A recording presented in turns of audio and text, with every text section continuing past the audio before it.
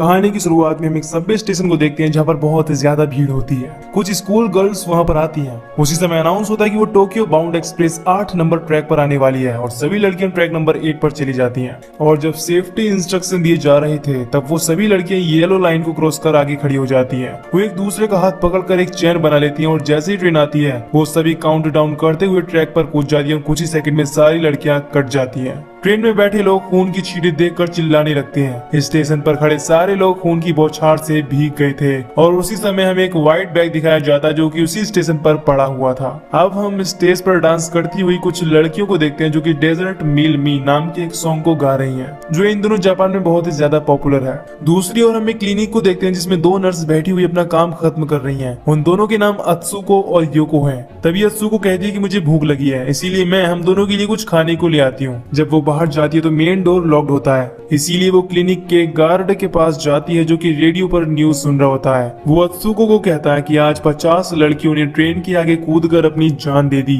लेकिन अत्सुको उसकी बात पर यकीन नहीं करती और वो मेन डोर को खोलकर खुला छोड़ देता है ताकि वो वापस खाना लेकर अंदर आ सके। जब गार्ड वापस अंदर जाता है तो उसे न्यूज से पता चलता है कि वहाँ पर 50 नहीं बल्कि 54 स्टूडेंट्स थी जो कि अलग अलग स्कूल से थी। तभी उसे बाहर की ओर कुछ हलचल महसूस होती है, लेकिन जब वो वहाँ पर जाकर देखता है तो उसे कोई नहीं मिलता।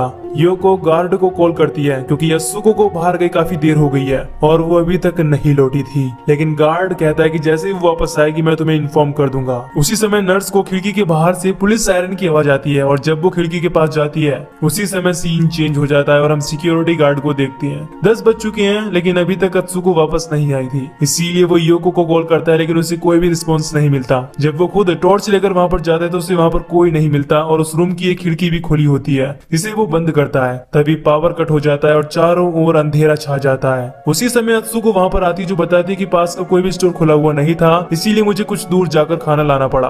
उन्हें लगता है कि योको घर जा चुकी है, इसीलिए अत्सुको उसका खाना गार्ड को दे देती है। तभी वो उस विंडो को खोलती है और उसके ऊपर चढ़कर बाहर की ओर कूद जाती है। ये देखकर गार्ड बहुत ज्यादा डर जाता है। उसी दौरान हम उसी व्हाइट बैग को एक बार फिर से वहाँ पर देखते हैं। दूसरी ओर हम पुलिस ऑफिसर कुराडो को देखते हैं जो कि एक डिटेक्टिव है और वो फिलहाल उन 54 लड़कियों के सुसाइड केस पर इन्वेस्टिगेशन कर रहे हैं। वो अपनी टीम के साथ सीनियर ऑफिसर से मिलता है जो कि उन्हें बताता है कि ये कोई क्राइम नहीं है बल्कि ये एक एक्सीडेंट है, लेकिन एक डिटेक्टिव बताता है कि ये सब लड़कियां 18 अलग अलग स्कूलों से थी। ये कोई इंसिडेंट तो नहीं हो सकता कि वो एक साथ ही एक जगह पर मरी। इसीलिए डिटेक्टिव शिबुसावा इस केस पर इन्वेस्टिगेशन करने का डिसीजन लेता है। अब उसे एक कॉल रिसीव होता है जिसमें कोई अनजान लड़की उसे सुसाइड केस के बारे में डिस्कस करती है और उसे एक वेबसाइट का लिंक बताती है जिस पर कुछ डॉट्स ब्लिंक कर रहे थे। शिबु कुछ भी समझ नहीं पाता कि इन डॉट्स का मतलब क्या है। वो लड़की बताती है कि इसमें जो रेड डॉट दिख रहे हैं वो सभी महिलाएं हैं और जो व्हाइट डॉट है वो पुरुषों के लिए है। हाल ही में इस पर 54 नए रेड डॉट आए थे और उसके कुछ टाइम बाद ही ट्रेन का हादसा हुआ था। मुझे लगता है कि जो भी सुसाइड हो रही हैं उनकी सूचना पहले ही इस साइट पर दी जाती है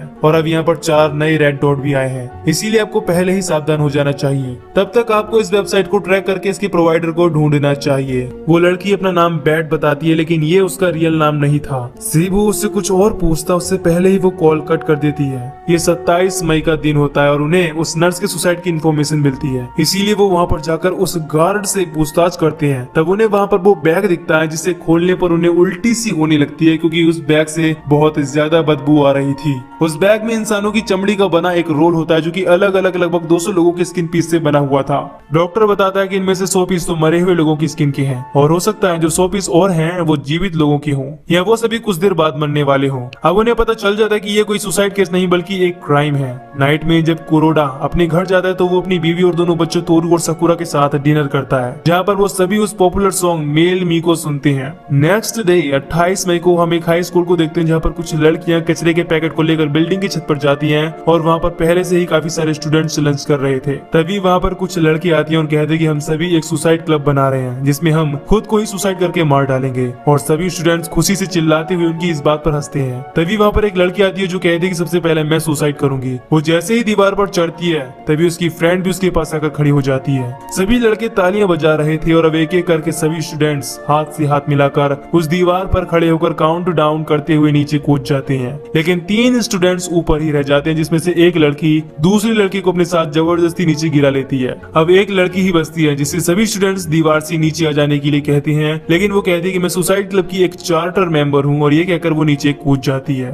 अब वहाँ पर कुरोडा और उसकी टीम आकर स्टूडेंट से पूछताछ करती है, लेकिन इस बार उन्हें सुसाइड लोकेशन पर कोई भी बैग नहीं मिलता, जो कि उन्हें पिछली 2 लोकेशन पर मिला था। अगले दिन 29 मई को हम एक लड़की को स्ट्रीट में चलते हुए देखते हैं, जिसका नाम मित्सुको है। तभी उसके ऊपर एक आदमी आकर गिरता है, जो कि उसका बॉयफ्रेंड था, और उसने सुसाइड करने के लिए नीचे छलांग लगाई थी। वो अभी तक मरा नहीं था, इसीलिए मित्सुको से पूछती है कि तुमने ऐसा क्यों किया, लेकिन वो उसे कुछ नहीं बताता और मर जाता है। नेक्स्ट सीन में हम डॉक्टर को देखते हैं, जो कि उसकी डेड बॉडी का चेकअप कर रहे हैं। तब उसकी बॉडी पे एक कट मिलता है, जिसका मिसिंग पार्ट उसी स्किन के रोल में होता है, और वो उसकी बॉडी पर लगाने पर एक टैटू बनता है। ऑफिसर मित्सुको से पूछताछ करती है कि क्या तुमने अपने बॉयफ्रेंड से पूछा कि उसकी बॉडी की स्किन मिस क्यों है, लेकिन वो इसके बारे में कुछ भी नहीं बताती, और अब मित्सुको को अपने कपड़े उतारने के लिए कहा जाता है, ताकि पता चल सके कि उसकी बॉडी पर भी कोई टैटू है या नहीं। तब हम देखते हैं कि उसकी पीठ पर एक बटरफ्लाई का टैटू है।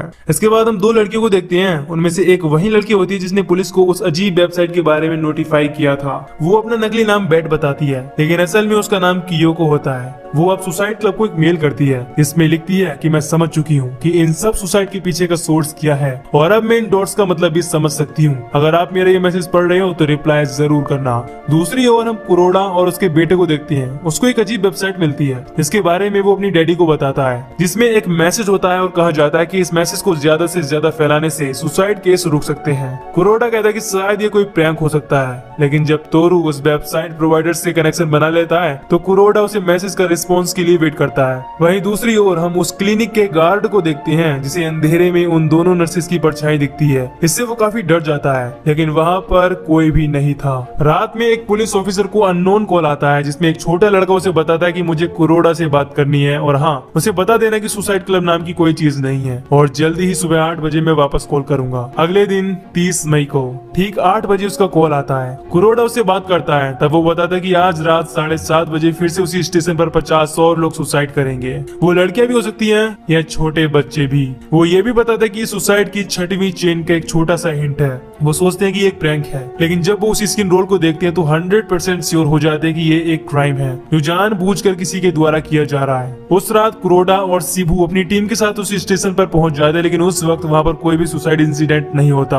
लेकिन उस वेबसाइट पर 50 नए डॉट्स आ चुके थे। इसका मतलब 50 लोगों की मौत होना कंफर्म है। दूसरी ओर हम एक कॉमेडी शो को देखते हैं, जिसमें लोग हंसी खुशी के साथ में शो का मजा ले रहे थे। वहीं एक और जगह पर 4 लड़कियां होती हैं, जिनमें से एक लड़की कहती है कि हमें खुद को मार लेना चाहिए। और जब शो का होस्ट चेंज होता है तो 2 नए लोग वहां पर परफॉर्म करने के लिए आते हैं। तब हम देखते हैं कि वो चारों लड़कियां रोप से लटक कर सुसाइड कर लेती हैं। वहीं दूसरी ओर एक लेडी सब्जी के साथ अपने हाथ को काटने लगती है, और एक लड़की माइक्रोवेव में अपना सर डालकर खुद को जला डालती है। आखिर में एक कॉमेडियन भी खुद को चाकू से काटकर मार डालता है। इस तरह से 50 नए आदमी सुसाइड कर लेते हैं। रात में जब कुरोडा अपने घर जाता है तो वहाँ पर उसकी बेटी आती है, जो कि पूरी तरह से खून से लथपथ थी। बाद में उसे पता चलता है कि उसकी पूरी फैमिली सुसाइड करके मर चुकी है। दूसरी ओर हम बैट को देखते हैं, जिसे अभी अभी सुसाइड क्लब की ओर से जवाब में एक मेल मिला है। तभी वहाँ पर कुछ आदमी आती है और वो उन्हें किडनैप कर लेती हैं। वो जबरदस्ती उसे पुलिस को मेल करने के लिए कहते हैं, और बाद में उन दोनों को एक बेसमेंट में ले जाते हैं, जहाँ पर उन्हें एक जेनेसिस नाम का आदमी मिलता है, जो बहुत ही खतरनाक था। वो गाना गाते हुए अपने लोगों के द्वारा लड़कियों का रेप करवाता है और आखिर में उन्हें मार डालता है। कुरोडा अपनी फैमिली को खो देने से बहुत दुखी हो जाता है, और अब उसे उसी छोटे लड़के का कॉल आता है। वो लड़का अजीब सी बातें कर रहा था, जिसे सुनकर कुरोडा भी सुसाइड कर लेता है। इसलिए अब शिबू किसी भी हालत में खूनी को ढूंढना चाहता था, और इसके लिए वो अपनी टीम के साथ वेबसाइट प्रोवाइडर्स को ट्रैक करने की कोशिश करता है। उसी वक्त हम बैट को देखते हैं, जिसे जेनेसिस एक चादर में बांध देता है, लेकिन किसी तरह वो चलते हुए कंप्यूटर तक पहुंच जाती है और वो सीधा पुलिस से कांटेक्ट करने की कोशिश करती है। उस कंप्यूटर के ऑन होने की वजह से शिबू को उसकी लोकेशन मिल जाती है और वो तुरंत अपनी टीम के साथ वहाँ से निकल जाता है। अगले दिन 31 मई को हम न्यूज में देखते हैं कि जेनेसिस और उसके साथी पुलिस के द्वारा पकड़े जाते हैं, और वो ये क्लेम करते हैं कि हम ही सुसाइड क्लब को मैनेज करते हैं और ये सारे मर्डर्स हमने ही किए हैं। अगले दिन हम मित्सुको को देखते हैं, जो अपनी बॉयफ्रेंड के घर पर उसका हेलमेट वापस करने के लिए जाती है। तब उसे उसके रूम में मेल मी सॉन्ग का एक पोस्टर मिलता है, जिसमें हर लड़की के हाथ की उंगली एक पैटर्न में गायब होती है, और जब वो उसे अपनी कीपैड मोबाइल में लिखती है तो वो सुसाइड वर्ड बनता है। तभी उसके बॉयफ्रेंड के मोबाइल पर रिंग बजती है। जब वो उसे पिक करती है तो उसे सीक्रेट पिन डालने के लिए कहा जाता है। मित्सुको उन लड़कियों की टी शर्ट पर बने रैंडम नंबर को डाल देती है और वो पिन करेक्ट था। कॉल पर वही लड़का होता है जो उसे बताता है कि सुसाइड क्लब नाम की कोई चीज नहीं है। दूसरी ओर जब शिबू उस वेबसाइट को देख रहा था तब उसे सीनियर ऑफिसर का कॉल आता है जो बताता है कि अभी अभी 200 लड़कियों ने बिल्डिंग से कूदकर सुसाइड कर लिया है और उसी वक्त वेबसाइट पर भी 200 नए डॉट आ जाती हैं। इसका मतलब सुसाइड क्लब का लीडर कोई और है। दूसरी ओर मित्सुको को कंप्यूटर पर एक कोड मिलता है जिसे डिकोड करने पर पता चलता है कि उसे 2 जून को होने वाले कॉन्सर्ट में इनवाइट किया गया है। अगले दिन वो उस लोकेशन पर जाती है जहाँ पर एक दरवाजे में लगे सीक्रेट पिन को एंटर कर वो बैक स्टेज पर पहुंच जाती है। तब वो देखती है कि वहाँ पर बहुत सारे छोटे बच्चे होती हैं जिनकी सोच को इस टाइप से डेवलप कर दिया गया था कि वो बिल्कुल भी जीना नहीं चाहती। वो सोचते कि जिंदा रहने में कोई फायदा नहीं है, अपने आप को मारकर हम खुद की आत्मा के कनेक्शन को मजबूत बना सकते हैं। जब मित्सुको आगे जाती है तो उसे स्टेज पर खड़ी एक लड़की मिलती है जो उसे अपनी ओर आने का इशारा करती है। जब मित्सुको वहाँ पर जाती है तो सारी लाइट्स बंद हो जाती हैं। तभी पर्दा उठता है और वहाँ पर बैठे हुए बच्चे कई सारे सवाल पूछते हैं। मित्सुको उनका अच्छे से जवाब देती है, इसीलिए उसे कुछ लड़कियों के साथ एक बेसमेंट में ले जाया जाता है जहाँ पर दूसरी लड़कियों के साथ साथ मित्सुको की पीठ का टैटू भी एक हथियार से काट दिया जाता है और वो छोटे बच्चे उन सभी स्किन के टुकड़ों को जोड़कर एक नया रोल बना देते हैं। जब वो स्किन रोल शिबू तक पहुंचता है तो वो डॉक्टर के साथ इसकी जांच करता है। तब उसमें उसे मित्सुको का टैटू दिखता है जिसे देखते ही वो तुरंत पहचान जाता है। अगले सीन में हम मित्सुको को देखते हैं जो कि स्टेशन पर कुछ गर्ल्स के साथ खड़ी है। तभी वहाँ पर शिबू आ जाता है और वो उसके हाथ को पकड़ लेता है, लेकिन वो अपना हाथ छुड़ाकर ट्रेन में चढ़ जाती है और जब तक ट्रेन शिबू को क्रॉस नहीं कर जाती वो उसे घूरती रहती है। और मूवी के आखिरी सीन में हम फिर से मेल मी सॉन्ग की झलक देखते हैं। इसी के साथ ये मूवी यहीं पर खत्म हो जाती है। सभी की सुसाइड के पीछे का रहस्य माइंड वॉश है। वो लोग वेबसाइट के जरिए यूथ को ग्रुप में करते थे और उन्हें सुसाइड करने के लिए जोश देते थे, जिस वजह से वो लोग सुसाइड करते थे। यही मेन रीजन लोगों के सुसाइड करने का। तो दोस्तों, अगर आपको इस मूवी की एक्सप्लेनेशन पसंद आई हो तो वीडियो को लाइक और चैनल को सब्सक्राइब कर दीजिए। बाकी मैं मिलूंगा आपसे न्यू वीडियो में। Till then take care, love you, bye bye.